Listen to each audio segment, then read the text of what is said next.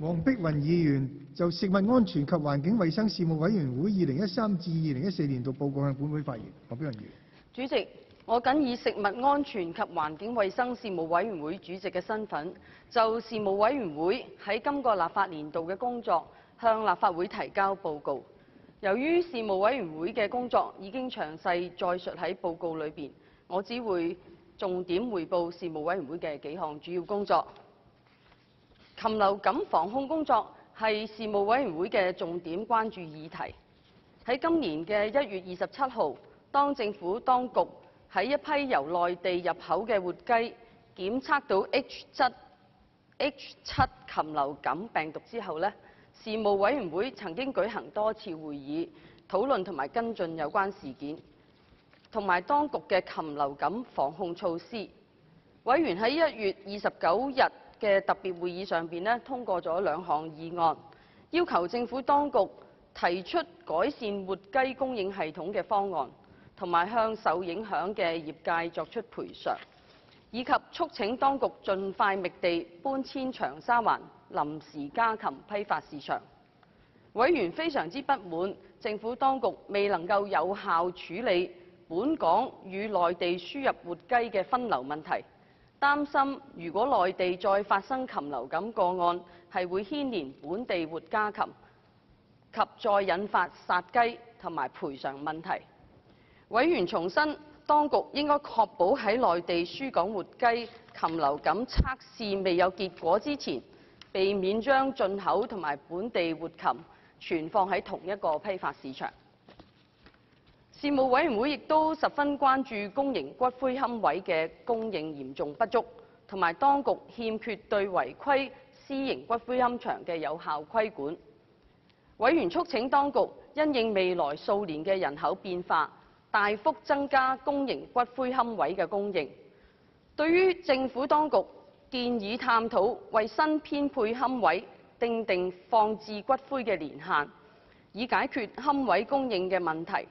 大部分委員對呢項建議係表示反對嘅。委員亦都非常之不滿政府當局遲遲未提交私營骨灰安置所條例草案。有部分委員擔憂政府當局會透過為違規私營骨灰龕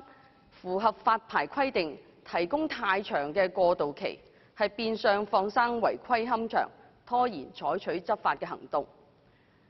我哋知道政府當局終於喺2014年6月25日係將私營骨灰安置所條例草案係提交立法會，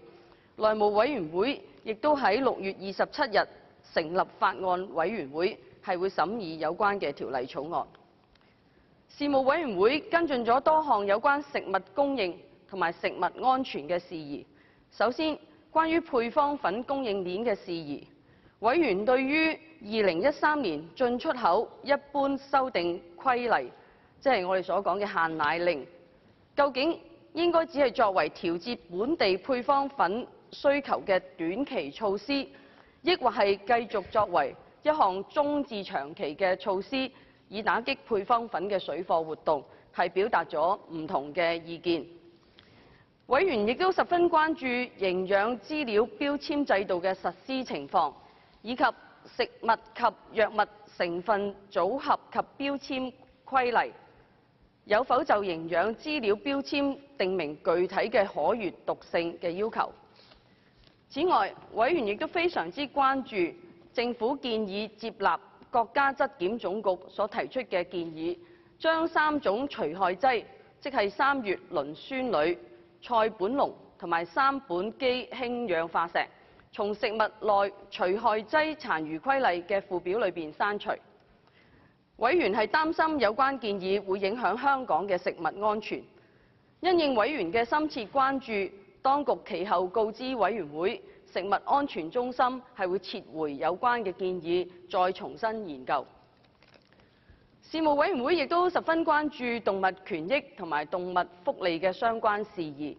委員支持以捕捉、絕育、放回嘅方法嚟到減少流浪狗嘅數目，並促請政府當局盡快推行有關嘅試驗計劃。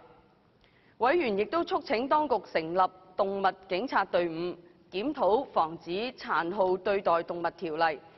以及考慮制定全面嘅動物福利條例，以加強保障動物福利。有委員關注到，政府當局建議將酒牌有效期延長至到最長2年，係促請當局訂立清晰嚴格嘅機制，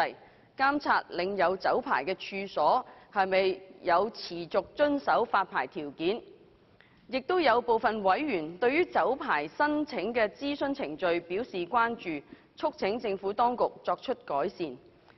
亦有委員繼續就樓上酒吧對居民嘅滋擾提出關注。